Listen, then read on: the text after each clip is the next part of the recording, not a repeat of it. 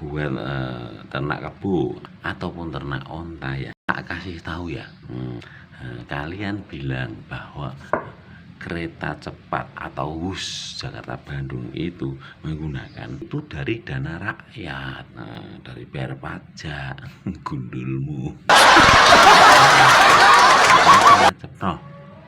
Menanggapi statement dari Menteri Keuangan Pak Purbaya soal KCIC, Kereta Cepat Indonesia Cina, dan langsung menyudutkan minta Ternak Mulyono untuk membayar hutang.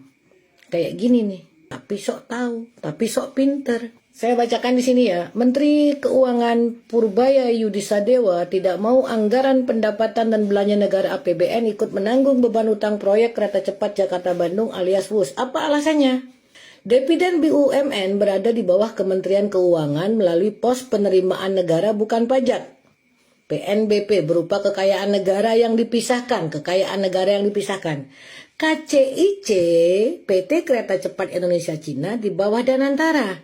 Artinya kalau di bawah Danantara mereka sudah punya manajemen sendiri, sudah punya dividen sendiri. Berapa dividen dari Danantara? Rata-rata 80 triliun per tahun, bahkan lebih. Dengan dividen yang dimiliki oleh Danantara itu seharusnya mereka bisa mengelola dengan manajemen mereka. Itu yang dimaksudkan Menteri Keuangan, dan kalian anakan wabah jongos-jongos banteng memblow up. Seolah-olah pemerintah tidak mau menanggung beban hutang KCIC.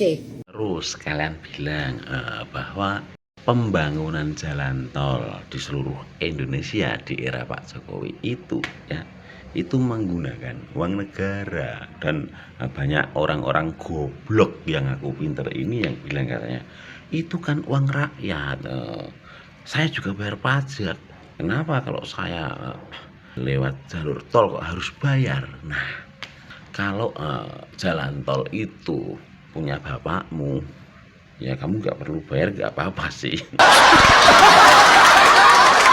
Tapi jalan tol itu ya, yang mengerjakan itu kan para investor. Kalau kalian nggak mau bayar, ya lewat jalur yang tanpa tol aja. Tapi kemungkinan, misalnya nih dari Jogja ke Surabaya, itu lewat jalan tol. Nah, 6 jam sampai deh. Tapi kalau nggak lewat jalan tol, bisa 8 sampai 10 jam baru sampai. Belum lagi kalau jalannya macet. Nah, di situ saja udah selisihnya menghabiskan bensin berapa liter coba. Terus kalian bilang ya, Pak Jokowi udah mengantongi uang 11.000 triliun, korupsi 11.000 triliun, dasmu. Uang 11.000 triliun yang ada di Bank Swiss itu bisanya kembali ke Indonesia dengan cara satu ya, undang-undang perampasan aset itu segera disahkan. Jadi nanti kalau negara mau meminta uang di Bank Swiss yang dari koruptor Indonesia itu bisa keluar. Soalnya kenapa? Ya, para koruptor itu ya yang menyimpan banknya di Bank Swiss. Nah, itu dijamin 100% aman. Karena apa? Ya, dari pihak bank tersebut tidak berhak atau tidak mau menyebutkan nama yang nabung di situ siapa gitu.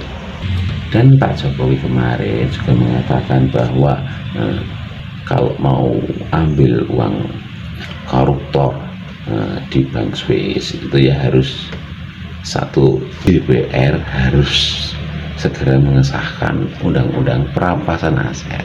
Dua, pengambilannya agak lama karena ngantri.